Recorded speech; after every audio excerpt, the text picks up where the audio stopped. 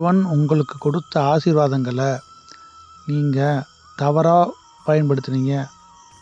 அதன் விளைவை நீங்கள் அனுபவிக்கணும். அப்போ தான் திருப்ப உங்களுக்கு கொடுக்கப்படும் பொழுது நீங்கள் சரியாக பயன்படுத்துவீங்க. அதுக்காகத்தான் உங்களுக்கு இப்போ இக்கட்டான நிலை வந்திருக்கு, நெருக்கடியான நிலை வந்திருக்கு, நிம்மதியற்ற சூழல் வந்திருக்கு. நீங்களே நினச்சாலும் அதுலேருந்து மீள முடியாத சூழல் தான் இப்போ நிலவிட்டு இருக்கு. அது மட்டுமா, மற்ற யாரும் உங்களுக்கு உதவி பண்ணாலும் அது உங்களுக்கு சித்திக்காது. அந்த உதவியை நீங்களே தடுக்கக்கூடிய அளவுக்கு தான் உங்கள் உள்ளத்தோட கட்டமைப்பு இருக்குது. கடவுளே பல பேர் அனுப்புனா கூட நீங்கள் அந்த வாய்ப்பையும் உங்களுடைய உள்ளத்தின் கட்டமைப்பு காரணமாக தவிர்ப்பீர்கள். இந்த உண்மையை நீங்கள் உணர்ந்தால் உங்கள்கிட்ட சரணாகதி வரும்.